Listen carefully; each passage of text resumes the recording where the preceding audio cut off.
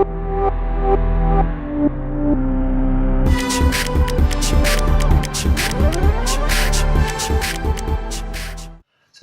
Assalamualaikum warahmatullahi wabarakatuh. Perkenalkan, nama saya Fajar Mahendra, NIM D6019002. Saya adalah mahasiswa Teknik Industri Universitas Muhammadiyah Surakarta. Pada kesempatan kali ini, perkenankan saya menyampaikan review singkat tentang praktikum pemrograman komputer teknik industri yang berisi tentang pemaparan materi modul 1 sampai modul 4.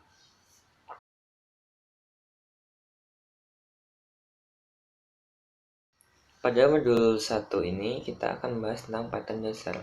Tujuan dari praktikum modul 1 pattern dasar adalah pertama, mampu mengenali bahasa pemrograman Python serta sejarah perkembangannya. Kemudian yang kedua, mampu memahami kelebihan dan kekurangan bahasa pemrograman Python. Kemudian yang ketiga, mampu memahami konsep dan struktur bahasa pemrograman Python. Kemudian yang keempat, mampu menerjemahkan algoritma dan flowchart menjadi aplikasi menggunakan Python. Kemudian yang kelima, mampu membuat program aplikasi sederhana untuk menyelesaikan permasalahan dalam perkuliahan. Selanjutnya kita akan membahas tentang pengertian Python. Python merupakan salah satu dari sekian bahasa pemrograman yang digunakan untuk membuat suatu program di dalam dunia komputasi ilmiah. Program yang ditulis oleh Python umumnya lebih mudah dibaca daripada bahasa pemrograman lainnya. Di dalam Python juga terdapat modul standar yang menyediakan beberapa fungsi dan algoritma yang dapat digunakan untuk menyelesaikan beberapa pekerjaan yang ada. Pekerjaan yang dimaksud itu seperti menemukan file dalam disk, memanipulasi sebuah data teks, membaca dan menulis file terkompresi, dan mengunduh data pada server web. Nah, Python ini juga didukung oleh sistem operasi Windows, Linux, dan MacOS. Kemudian kelebihan dan kekurangan dari Python. Bahasa pemrograman Python ini memiliki beberapa perbedaan dengan bahasa pemrograman prosedural seperti Fortran atau C++. Nah, di dalam Fortran C++, itu file source code akan dikompilasi menjadi bentuk executable file sebelum dijalankan. Pada Python, langkah kompilasi tidak ada, namun sebagai gantinya, source code akan diterjemahkan secara langsung baris demi baris. Keunggulan utama dari bahasa pemrograman Python adalah tidak memerlukan pendeklarasian variabel, sehingga penggunaannya akan lebih fleksibel. Tetapi kelemahannya itu terlihat pada program-program numerik yang dijalankan.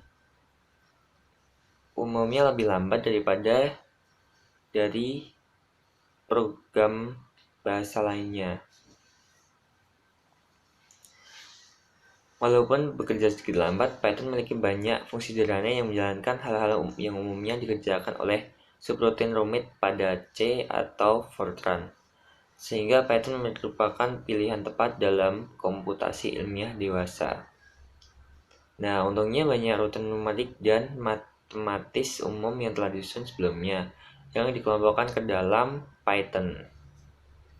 Pada program menu makanan restoran, saya menggunakan program pengulangan dan program pengandaian. Program pengulangan berfungsi memerintahkan komputer melakukan sesuatu secara berulang-ulang. Pada program menu makanan digunakan sebagai fungsi while dan for sebagai bentuk pengulangan.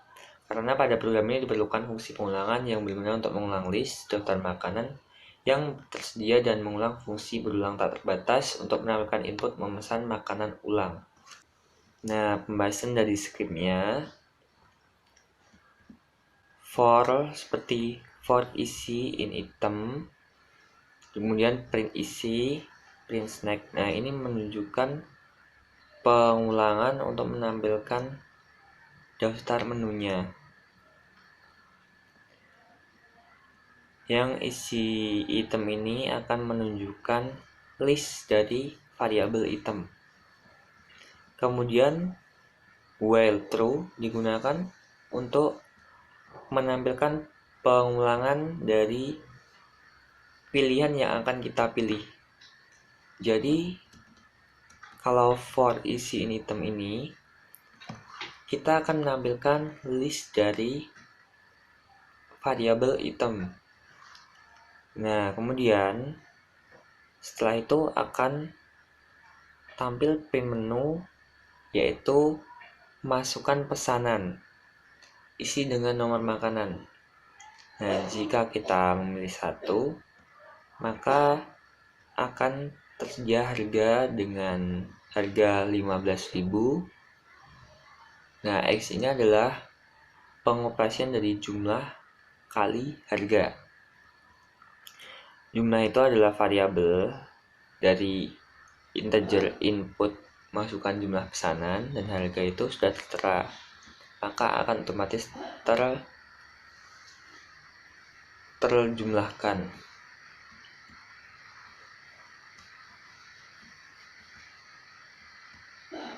Kemudian yang kedua, saya menggunakan fungsi pengandaian.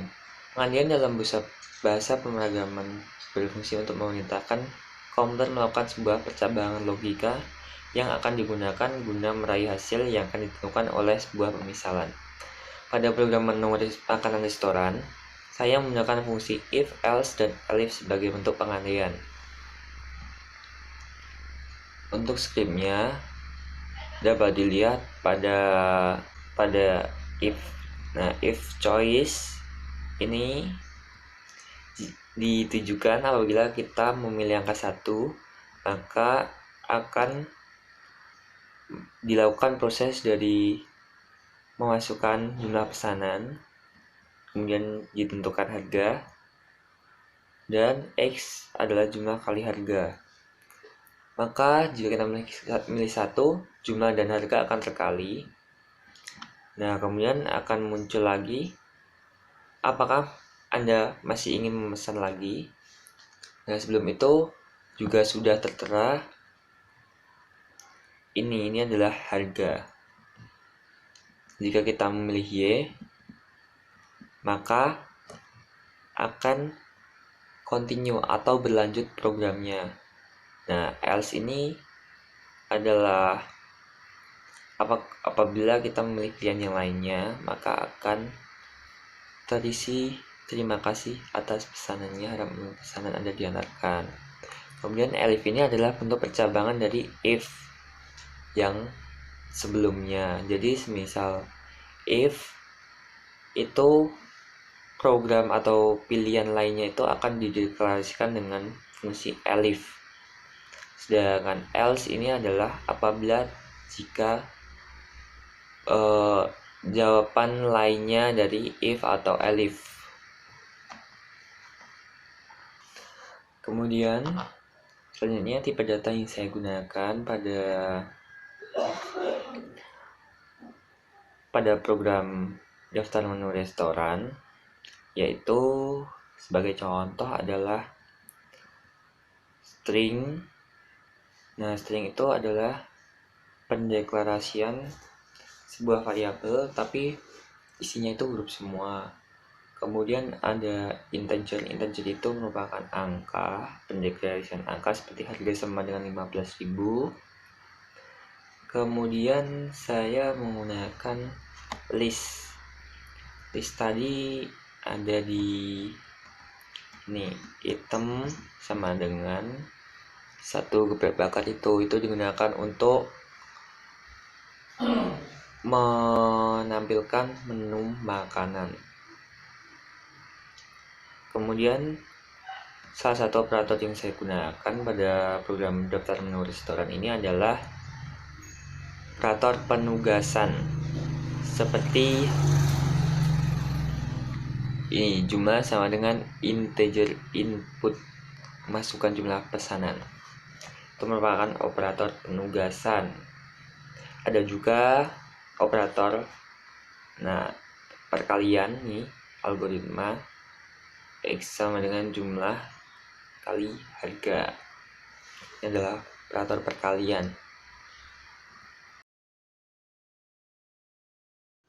Kemudian selanjutnya pada modul 2 kita akan berlanjut ke Python GUI dengan Python 2. Tujuan praktikum pada modul 2 yaitu pertama, praktikan mampu membuat aplikasi sederhana menggunakan Python 2. Kemudian yang kedua, pastikan mampu menerjemahkan aplikasi dari Python dasar ke bentuk GUI atau Graphical User Interface.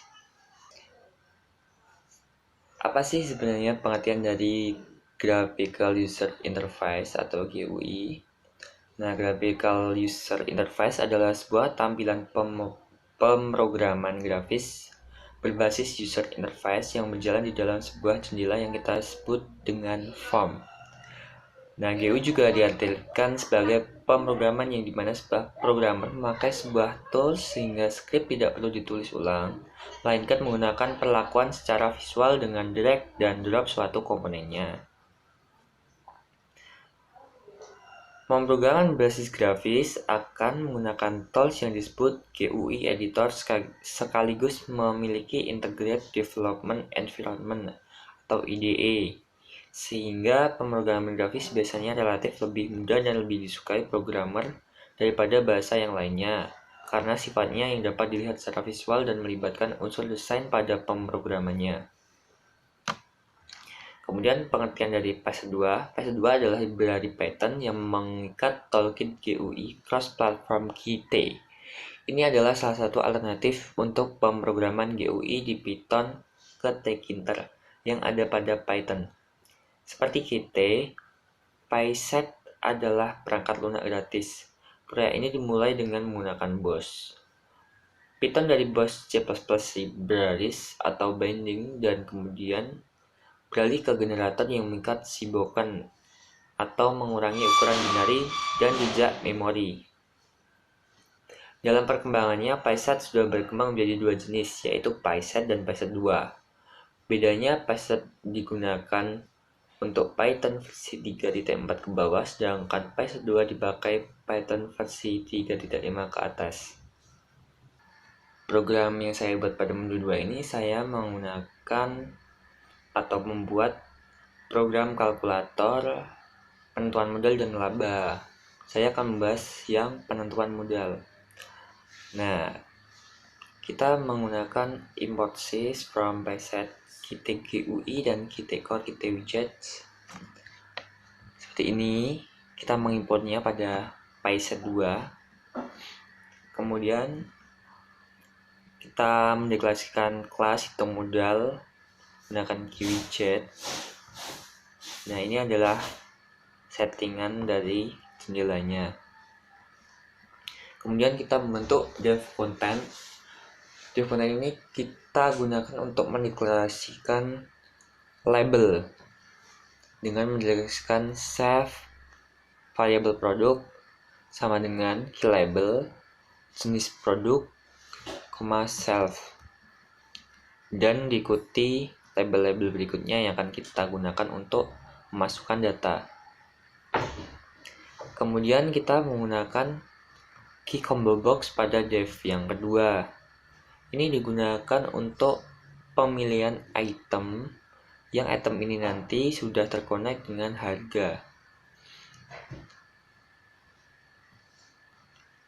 Pada line 2 dideklarasikan pada key line edit. Kemudian yang ke line 3 key spin box. Kemudian yang kelima itu set read only, jadi kita cuma bisa membacanya. Kemudian pada konten yang ketiga kita melakukan connect pada tombol hitung dan hapus dan kembali. Tombol hitung ini nanti akan mengoperasikan perhitungannya. Hapus ini untuk mereset hitung-hitungannya dari awal, dan kembali ini kita gunakan untuk kembali ke menu sebelumnya. Selanjutnya pada key form layout ini digunakan untuk mendeklarasikan penambahan row. Jadi kita mengaturnya secara otomatis. Kemudian kita membuat dev proses 1 itu digunakan untuk menentukan ini dari if tipe datanya string, harddisk sama dengan 150.000 itu nanti akan terkoneksi ke sini. Nih, kita akan terkoneksi ke proses 2. Jadi penentuan harga underscore unit itu adalah tipe data float dari save line 2 text. Jadi isinya nanti akan diambil dari ini line 2. Kemudian variabel unit akan diisi dari line 3, ongkos dari line 4. Kemudian selanjutnya akan teroperasikan dari variabel modal ongkos dikali unit. Itu nanti akan menentukan program penentuan kalkulator. Jadi modalnya nanti akan langsung ada. Nah, jadi dari variabel modal sama dengan ongkos kali unit nanti kita akan mengoperasikan penentuan modalnya yang akan tertera pada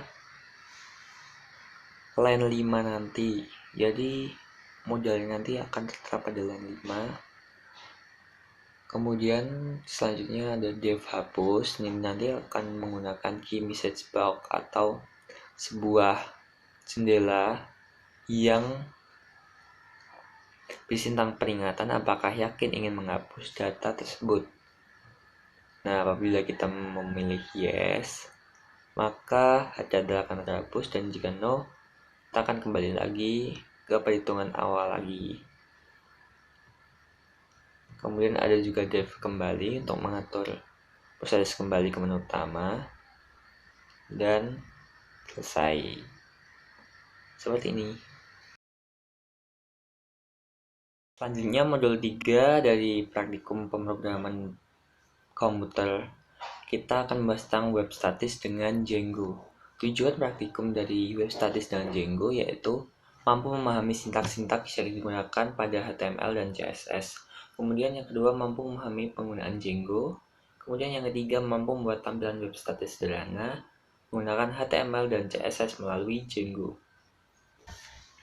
Baik, di sini selanjutnya saya akan menjelaskan tentang cara membuat project atau startup pada aplikasi web dinamis. Yang pertama-tama, kita membuka aplikasi CMG. Setelah itu kita pergi mau menyimpan filenya di mana, menggunakan CMG. Saya akan menyimpannya di directory D. Nah, kemudian kita ngetik Django admin start project dengan nama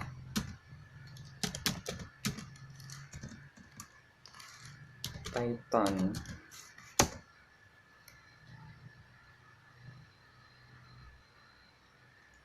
Tunggu sebentar. Nah, jadi kita sudah terbuat.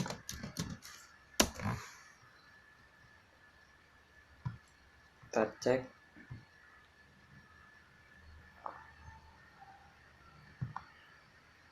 Pada local disk. Ini sudah terbuat ya.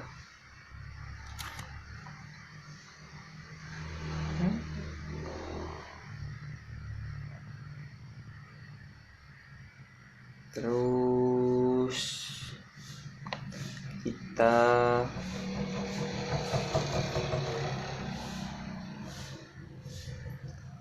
kembali ke CMD lagi. Cara membuat app-nya itu menggunakan Python manage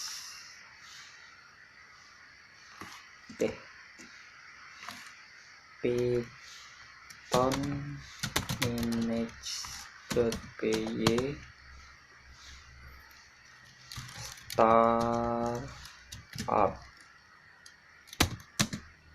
startups, namanya ini. Salah, ini python manage.py startup ini.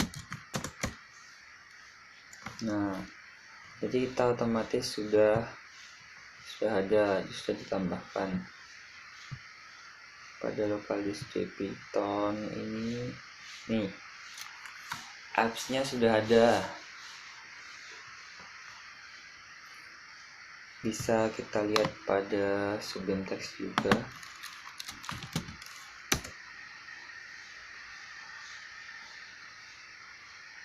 Subbing text.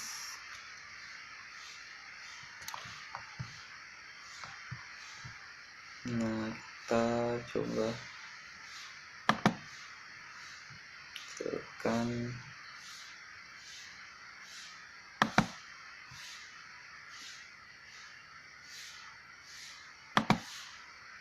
kita masukkan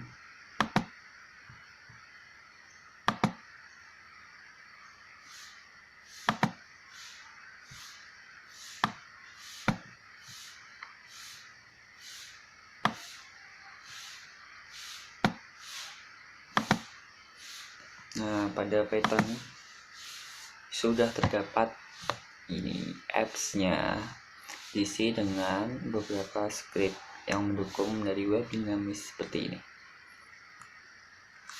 Nah, pada project Python kita dapat melihat setting ini digunakan untuk menyeting project kita. Nah, ini adalah aplikasinya. Untuk menambahkan apps, kita menambahkan apps-nya ini.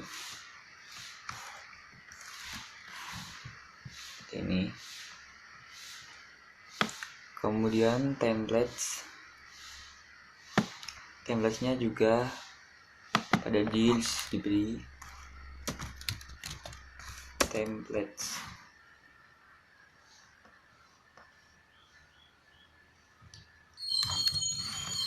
Oke, selanjutnya kita bahas tentang HTML dan CSS dari web studies Cenggu kita. Cara membuatnya itu gampang. Pertama, kita menggunakan kurung kurawal %load static untuk menampilkan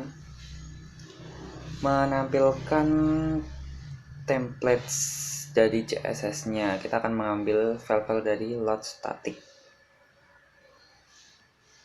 Kemudian kita menggunakan doc tipe HTML untuk menentukan jenis dari file kita, yaitu HTML.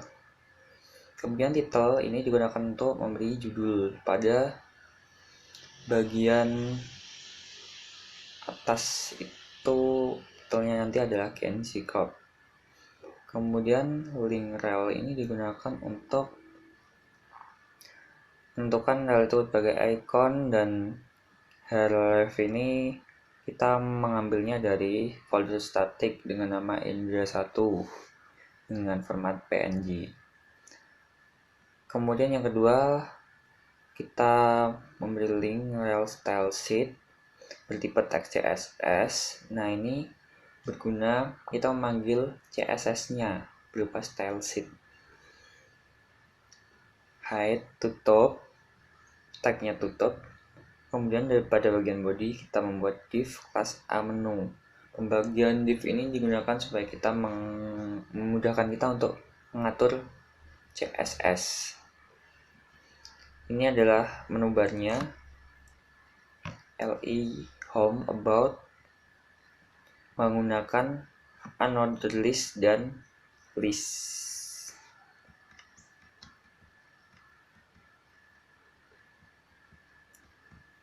Kemudian pada kelas account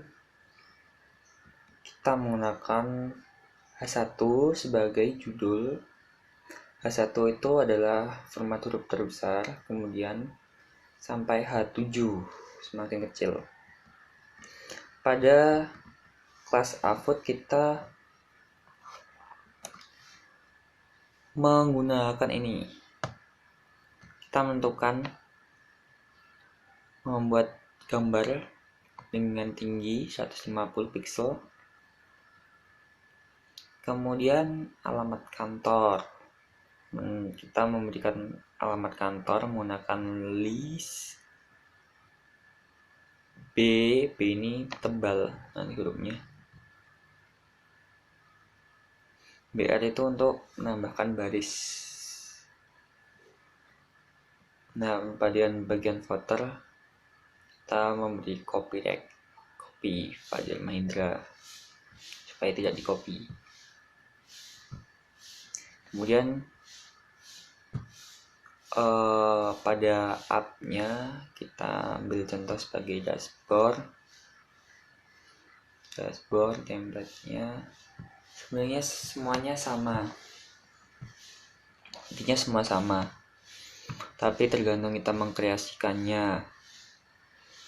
Nah, ini cuma bedanya di ini kelas Game Toy.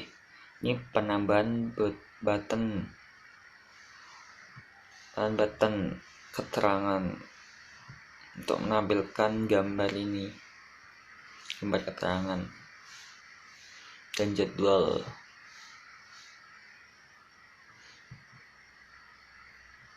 Seperti ini. Kemudian kita berlanjut ke file CSS. Kita ambil contoh yang ini pada home HTML-nya. Nih, margin padding digunakan untuk mengatur margin padding dari luar dan dari dalam. Kemudian background image ini digunakan untuk mengatur background image-nya, gradientnya berapa. Terus background size-nya kita tentukan sebagai cover. Attachment-nya fix, jadi tidak dapat diubah. Background color digunakan untuk mengatur warna background color. Di style position fix, jadi tidak dapat berubah. Ini displaynya inline block, jadi nanti urut. Kemudian text align itu digunakan untuk mengatur posisi pada di tengah, center. Ada juga left dan right. Kemudian weight itu mengatur berapa persennya. Kemudian satu lagi, nah jadi ini tuh digunakan untuk mengatur kelas-kelasnya. Jadi semisal ini opacity ini cuma akan terpengaruh di upvote pada bagian image. Nah, ini juga ya, ini main ini secara keseluruhan. Kalau main H1 itu cuma pada bagian H1-nya.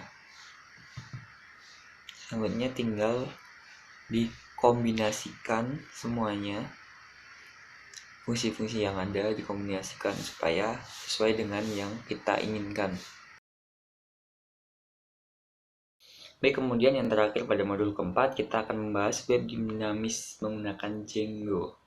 Tujuan praktikumnya yang pertama mengenal dan mengetahui cara kerja website dinamis. Kemudian yang kedua mampu membuat database pada table pada MySQL. Kemudian ketiga mampu memanipulasi data di dalam table. Kemudian pengertian dari database. Database merupakan sebuah sistem yang terdiri dari kumpulan-kumpulan file yang saling terkoneksi untuk menyimpan sebuah data yang akan ditampilkan di suatu web. Database adalah kumpulan file-file yang mempunyai kaitan antara satu file dengan yang lain sehingga membentuk satu bangun data untuk menginformasikan satu perusahaan instansi dalam batasan tertentu. Jadi fungsi dari database untuk sebuah perusahaan itu, semisal kita membuat web dan datanya itu perlu kita perbarui, dan kita memerlukan user untuk memperbaruinya. Jadi kita memerlukan database supaya data-data tersebut dapat tersimpan di database, tetapi yang mengeditnya itu bukan cuma admin, tetapi dari penggunanya atau pengunjung laman web tersebut. Jadi datanya nanti akan terkoneksi di database.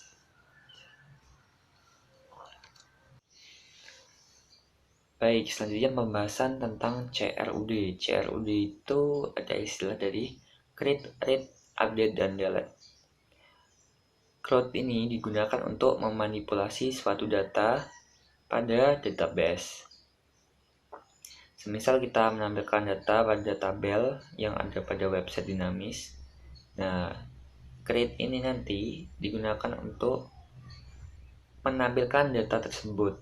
Kita membuat data yang akan kita tampilkan. Kemudian setelah kita membuat data itu akan tertampil pada tabel. Jika sudah tertampil, maka selanjutnya kita dapat memperbarui data tersebut.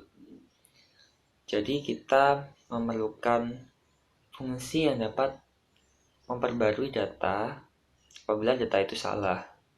Nah, kemudian apabila data itu sudah expired atau lama atau ternyata salah semua, kita harusnya dapat menghapusnya. CRUD ini dapat kita kembangkan pada database melalui MySQL yang terhubung pada Python Django. Nah, kemudian apa sih manfaat dari web dinamis pada suatu perusahaan? Yang pertama, web dinamis ini memakai DHTML atau Dynamic HTML. Kemudian yang kedua, konten yang ada di dalamnya setelah add-nya dapat dirubah sewaktu-waktu, jadi bersifat fleksibel. Kemudian dapat menggunakan CMS yang berguna untuk mengubah konten atau bagian dalam dari website. Kemudian yang keempat, dapat memakai program server agar dapat mengatur perubahan datanya. Kemudian, loading halaman dapat lebih cepat karena konten dari web terpisah dengan layout dari halaman. Kemudian, yang terakhir, dapat menjadi komunikasi dari dua orang antara admin dan juga pengunjung. Baik teman-teman, itulah video post test dari saya. Apabila ada kurang lebihnya, mohon dimaafkan. Semoga apa yang didapat dari video tersebut bermanfaat bagi kita semua. Wassalamualaikum warahmatullahi wabarakatuh. Bye bye.